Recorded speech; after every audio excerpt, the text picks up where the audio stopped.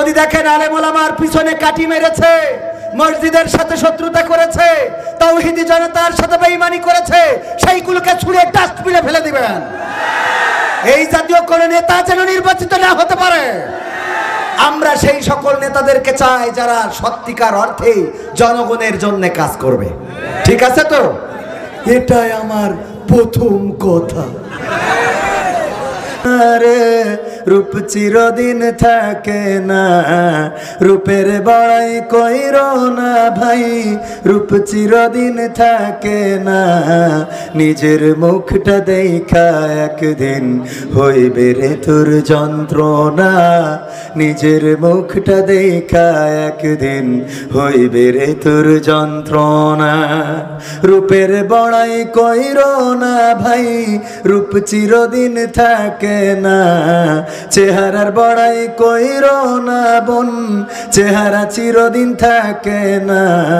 নিজের মুখটা দেখা একদিন হইবে রে তোর যন্ত্রণা, নিজের মুখটা দেখা একদিন হইবে রে তোর যন্ত্রণা। সময় হইল বড় শিক্ষক, সব দিবে শিখাইয়া। সুখের জীবন থাকবে না রে, দেখবে না কেউ চাইয়া। সময় হইল বড় শিক্ষক, সব দিবে শিখাইয়া। সুখের জীবন থাকবে না রে, দেখবে না কেউ চাইয়া। মরার আগে মরবি রে তুই, জ্বালা সইতে পারবি না। মরার আগে মরবি রে তুই, জ্বালা সইতে পারবি না। নিজের মুখটা দেখা একদিন হইবে রে তোর যন্ত্রণা, নিজের মুখটা দেখা একদিন হইবে রে তোর যন্ত্রণা। কিসের এত বড়াই তোমার মাটির দেহ লইয়া, ময়রা দেখো পোকামাকড় শেষ করবে সব খাইয়া। ঠিক না বেঠে? কিসের এত বড়াই তোমার মাটির দেহ লইয়া, ময়রা দেখো পোকামাকড় শেষ করবে সব খাইয়া। এই দুনিয়া ছাড়তে হবে, অহংকার কইরো না। এই দুনিয়া ছাড়তে হবে, অহংকার কইরো না। নিজের মুখটা দেখা একদিন হইবে রে তোর যন্ত্রণা, নিজের মুখটা দেখা একদিন হইবে রে তোর যন্ত্রণা। ক্ষমতার বড়াই কইরো না ভাই, চেয়ার চিরদিন থাকে না। চেয়ারের বড়াই কইরো না ভাই, পাওয়ার চিরদিন থাকে না।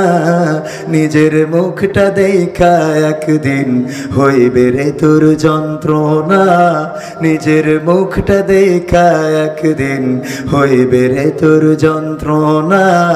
নিজের মুখটা দেখা একদিন হইবে রে তোর যন্ত্রণা।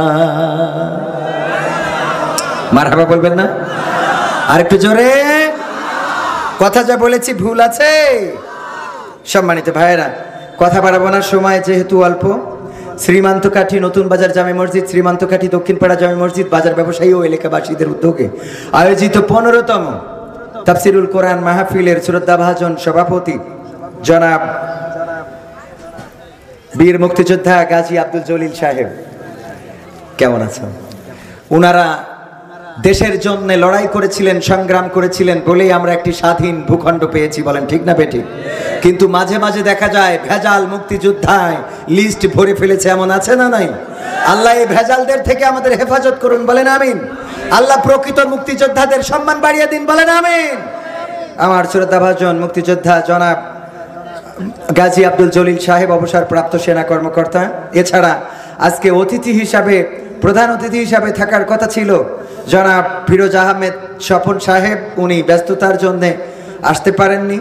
এছাড়া আমাদের আরও অতিথি যারা রয়েছেন, আমার পাশে বসা প্রভাষক সর্দার মশিয়ার রহমান সাহেব, ভাইস চেয়ারম্যান উপজেলা পরিষদ তালা সাতক্ষীরা, এবং এবার আপনাদের সামনে চেয়ারম্যান পদপ্রার্থী হয়ে লড়াই করতে যাচ্ছেন। আল্লাহ রাব্বুল আলামিন যদি ভালো করেন এবং আপনাদের মধ্যে যদি তার পূর্বের কৃতকর্মগুলো ভালো থাকে, আমরা আশাবাদ, আমরা প্রত্যাশা রাখতে পারি। যেহেতু আমি এখানকার ভোটার না, সুতরাং কারো সাথে আমার দ্বন্দ্ব সংঘাত কিছু নাই।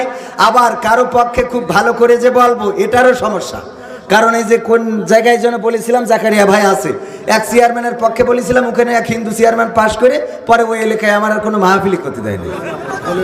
হ্যাঁ, খলিলনগরে আমার আর আসতেই দেয় না সেই চেয়ারম্যান। কয় যে অমুক চেয়ারম্যানের পক্ষে বলে গেছিল। আসলে ভালো মানুষদের পক্ষে থাকার দরকার আছে না নাই? ভালো মানুষটা নির্বাচিত হয়ে আসুক। ভালো মানুষ যদি নির্বাচিত হয়, দেশের মানুষ ভালো থাকবে। সরকার যেহেতু মাননীয় প্রধানমন্ত্রী জননেত্রী শেখ হাসিনা গঠন করে ফেলেছেন, উপজেলা চেয়ারম্যান বা ইউনিয়ন পরিষদ চেয়ারম্যান, জেলা পরিষদের ইলেকশন সবই হবে, কেউ না কেউ নির্বাচিত হবে। খারাপ মানুষটা নির্বাচিত হলে এলাকার খারাপ হবে না ভালো হবে? সুতরাং খারাপ যেন না হয়, ভালো মানুষের পক্ষে থাকার চেষ্টা করব। উপস্থিত আছেন এম মফিদুল হক লিটু।